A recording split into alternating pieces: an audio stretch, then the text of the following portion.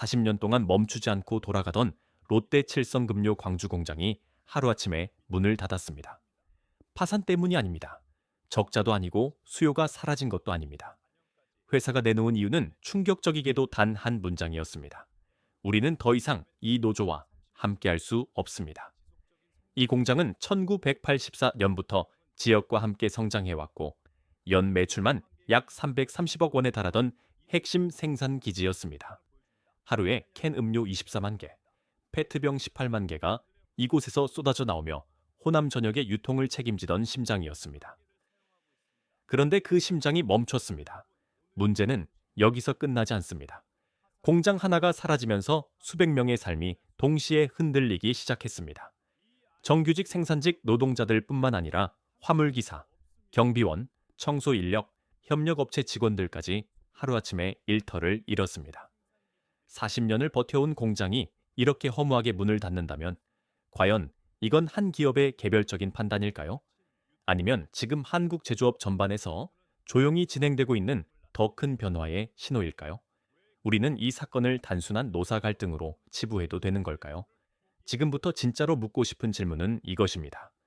도대체 무엇이 기업으로 하여금 40년의 역사와 330억 원의 매출을 스스로 포기하게 만들었는가입니다.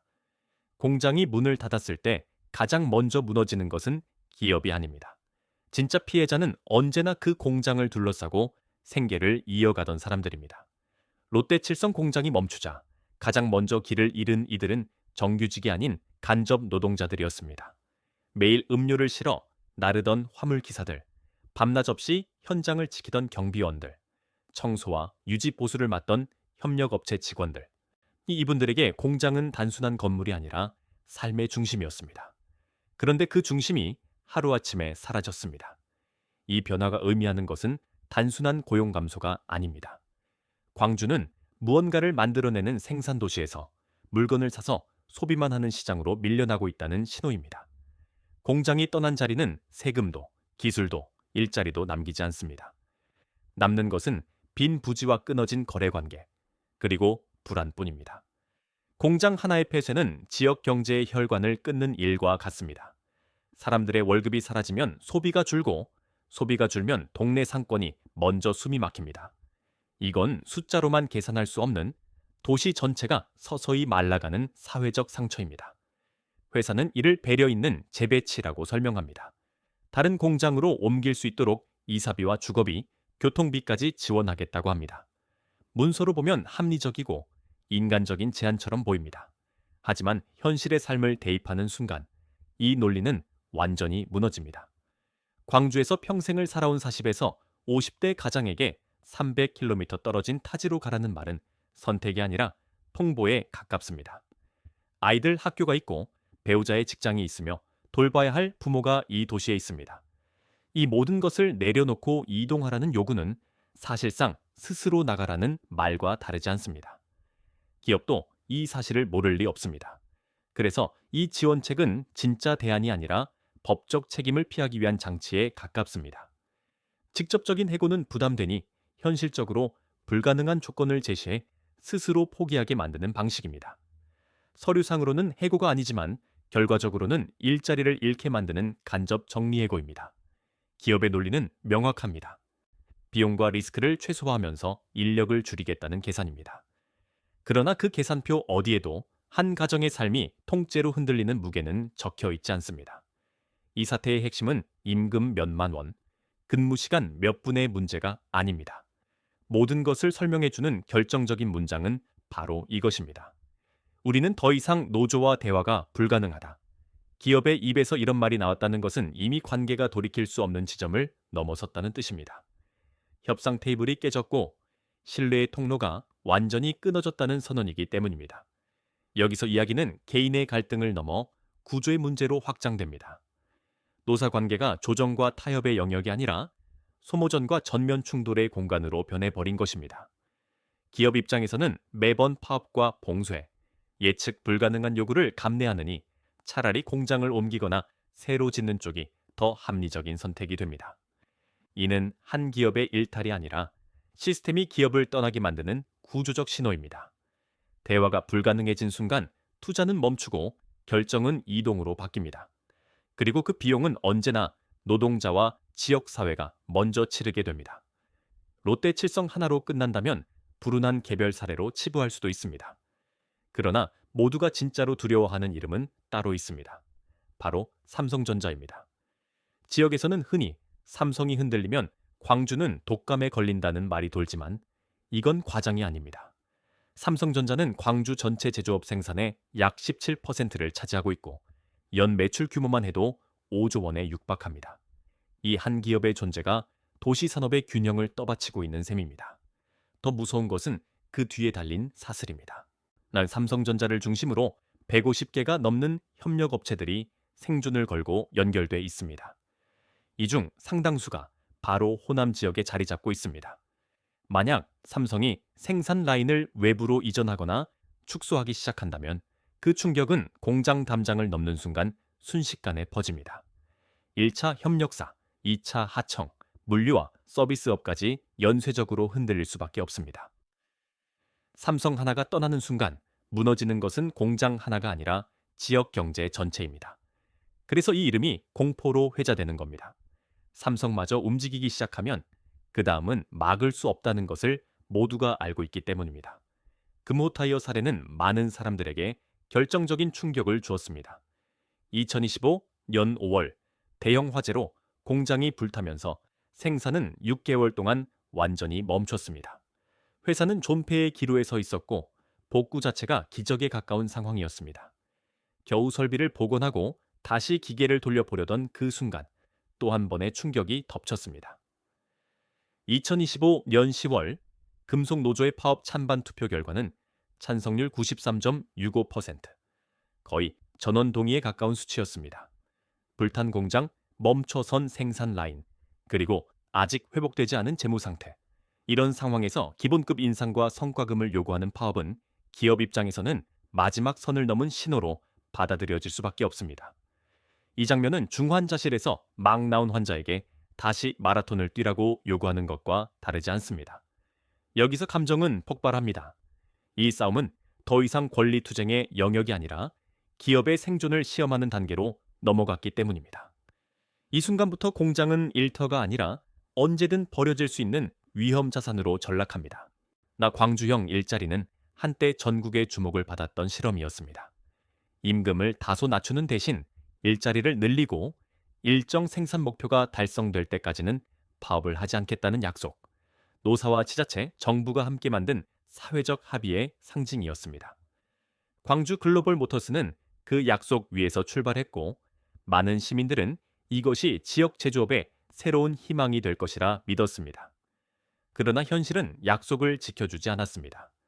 실제 연봉은 약 3,500만 원 수준에 머물렀고 현대 기아차와 비교하면 격차는 극명했습니다.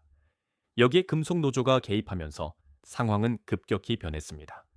임금 인상 요구와 경영 간섭이 이어졌고 절대 파업은 없다던 전제는 사실상 무너졌습니다.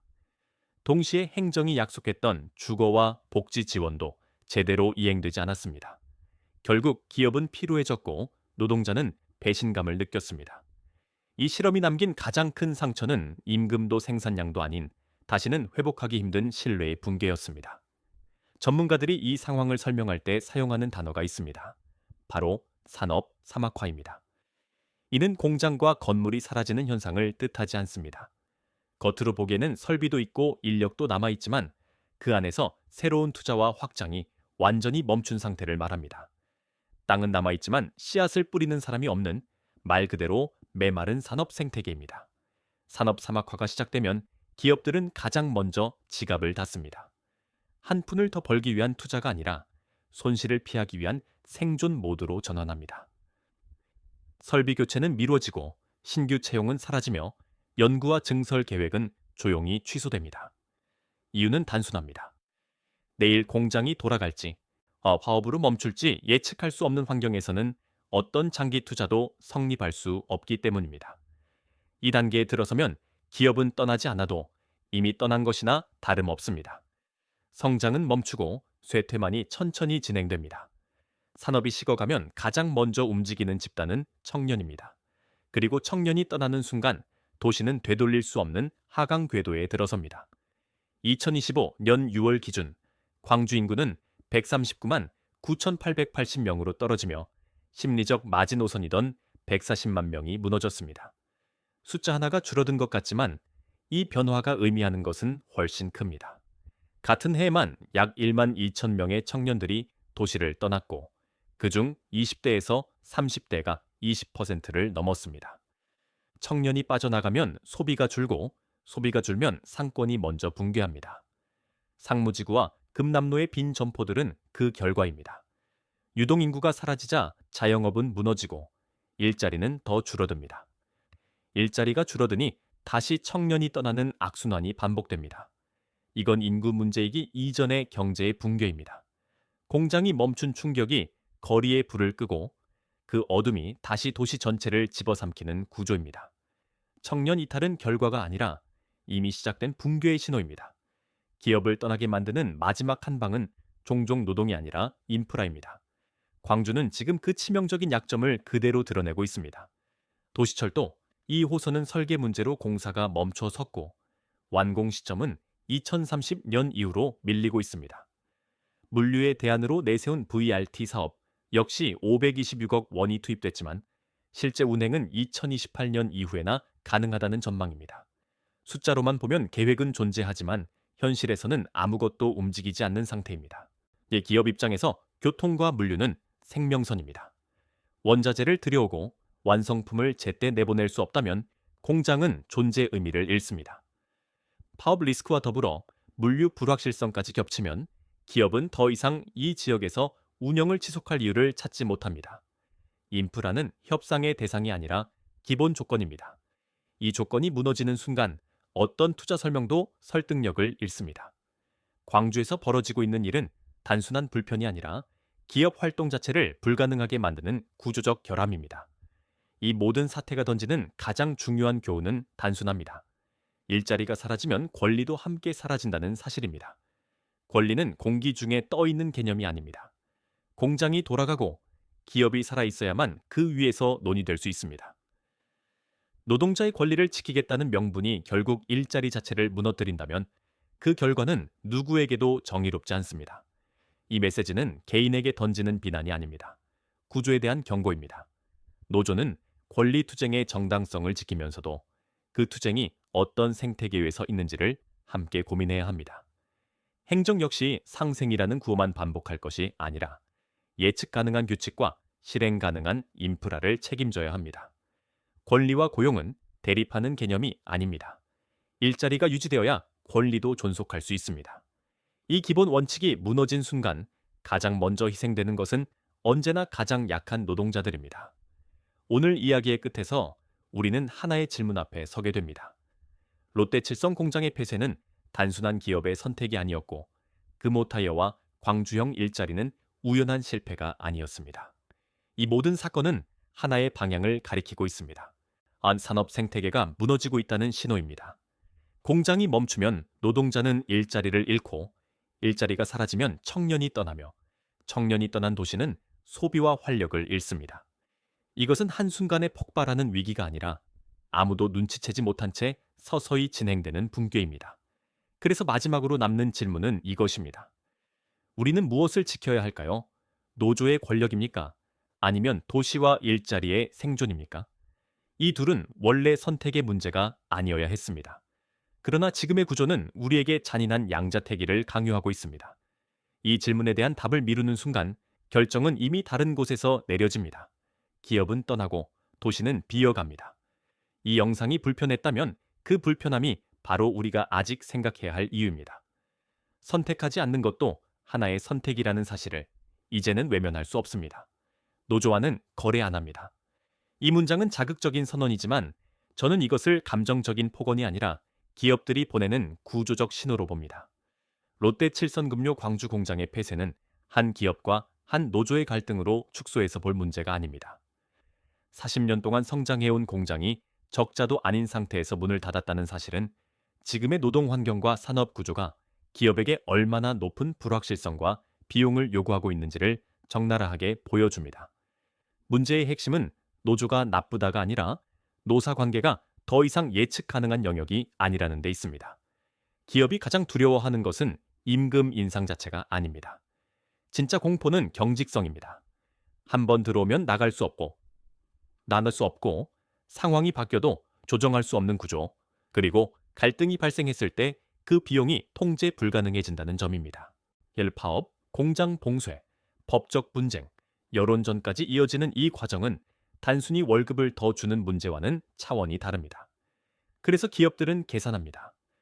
이 지역에서 계속 싸우며 버티는 것보다 아예 다른 나라나 다른 도시에서 새로 시작하는 것이 더 싸게 먹힌다면 떠나는 것이 합리적 선택이 됩니다.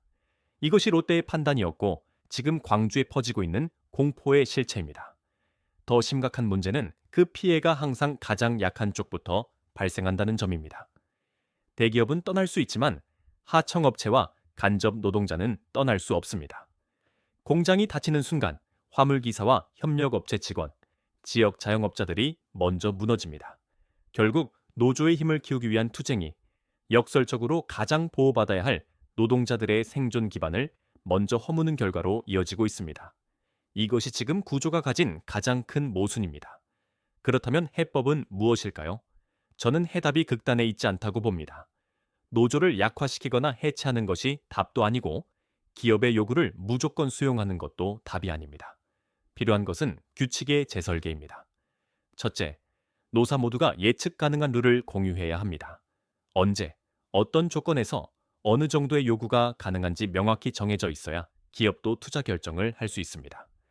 둘째, 파업과 저항의 비용이 사회 전체에 미치는 영향을 투명하게 드러내야 합니다. 권리는 정당하지만 그 비용이 누구에게 전가되는지는 반드시 함께 논의되어야 합니다. 셋째, 행정은 중재자가 아니라 설계자가 되어야 합니다. 상생이라는 구호를 반복하는 것이 아니라 실제로 작동하는 인프라와 제도를 책임져야 합니다. 광주의 위기는 이미 시작되었습니다. 하지만 아직 끝난 것은 아닙니다. 지금 필요한 것은 감정적 편 가르기가 아니라 냉정한 인정입니다. 일자리가 있어야 권리가 있고 산업이 살아야 도시가 살아남습니다. 노조와는 거래 안 합니다.